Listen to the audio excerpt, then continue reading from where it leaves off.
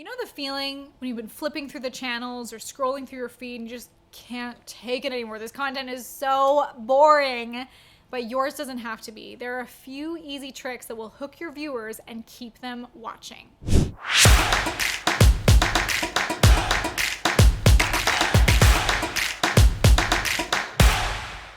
Think about your favorite filmmaker. Maybe it's Steven Spielberg or Martin Scorsese. They don't just start their feature film at scene one and then wing it for the rest of the movie.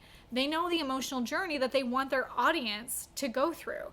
They already know how they want to affect and shift the beliefs of their customer before they produce their project. So just like those filmmakers, you want to take your audience on a journey. You want them to be along for the ride until the end of your piece of content, and then you want them to invest in whatever message or product or service it is that you're selling.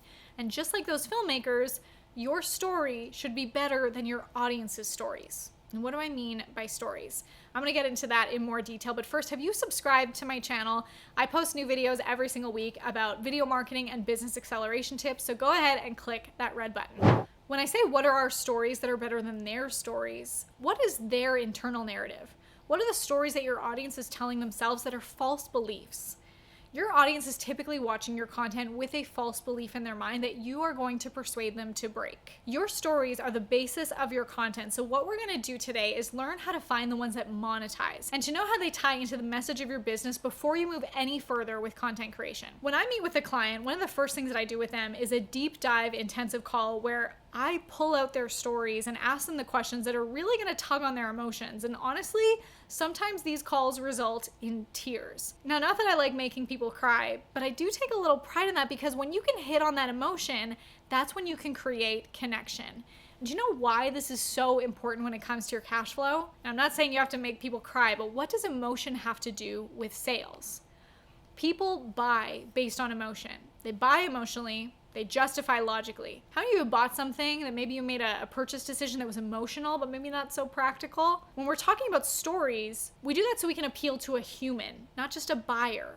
Your stories hold power. Here are the basic steps to creating impactful content that actually converts. Step one is to build your own original content that's authentic to you. Step two is to drive impact with that thing. Now, obviously, we're oversimplifying it here, but I promise you, when you lead with a story, the impact and profit comes so much easier and with less effort. But to really demonstrate this for you, let me introduce you to my story selling framework. It's an acronym called the ELSA framework. And yes, this may remind you of the one and only Elsa, the snow queen that sings Let It Go. How many parents out there are like, I never want to hear that song again?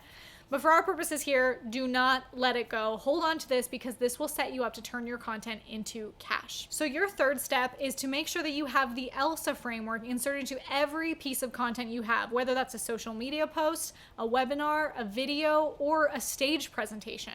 ELSA breaks down into epiphany, lesson, story, and application.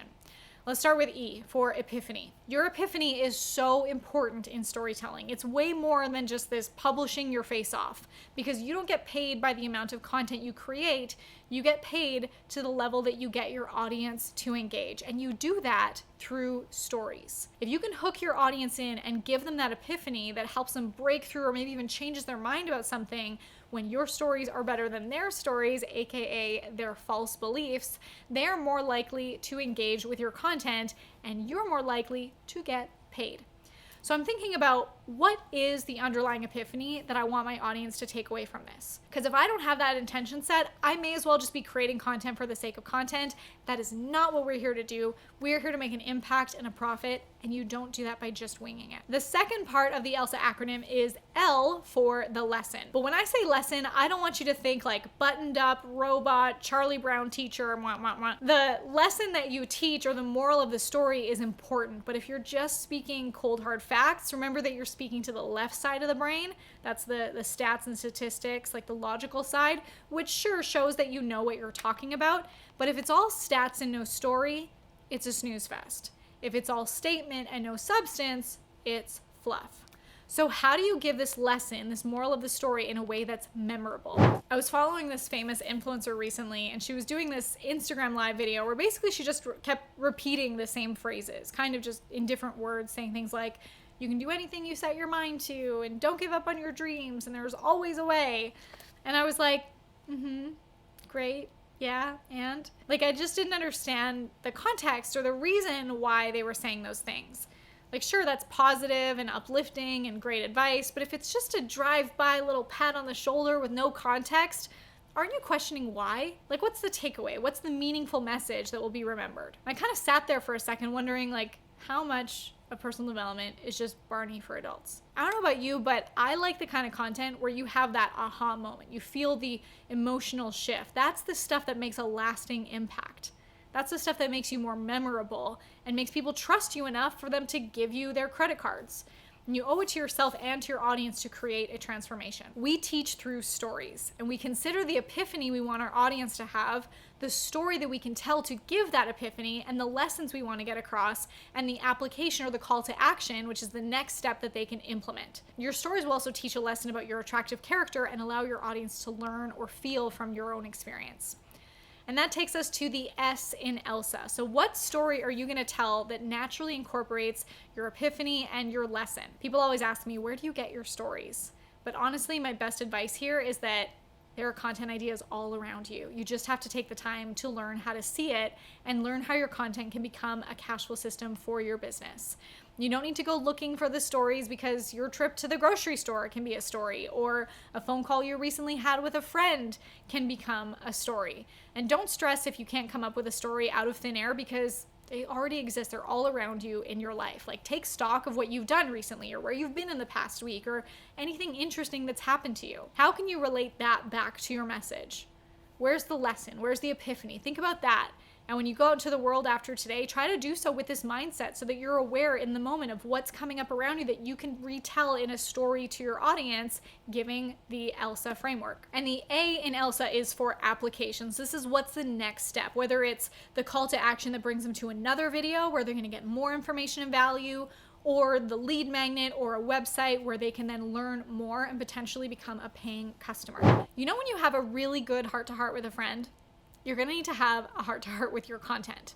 Like, you can turn on a recorder, start telling your stories, or in your mind, think through your life in chronological order, and start to write out the moments that made you who you are today. Maybe even work with a friend of yours who might also be struggling to pull out their stories or their messaging, and you guys can ask each other questions about your stories. And just by getting into these deep conversations, you can have certain realizations and epiphanies that you never would have expected. And as you grow, your content always evolves. I believe that entrepreneurship is a game of personal development. My content isn't the same as it was a year ago because I'm not the same as I was a year ago, or a month ago, or a week ago. That self-awareness and growth is going to impact how profound your content can be too. And over time, you'll keep growing your entire story inventory that you can reach into anytime you're launching a new video or speaking at an event or creating a new piece of content.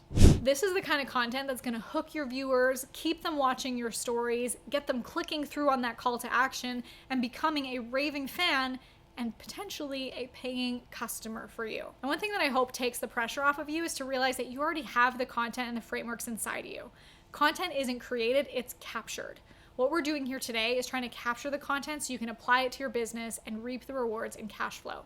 And if you want to hook your viewers and then ascend them all the way into high ticket sales, you're going to love my free private training. If you click the link below, I'll also give you access to my highest converting, most revenue generating plug and play campaigns that you can use in your business. So click the link below and join me for my Hello to High Ticket training. Do you know why? Now, not that I like, if you're not sure about your stories, no, I'm going to skip this one.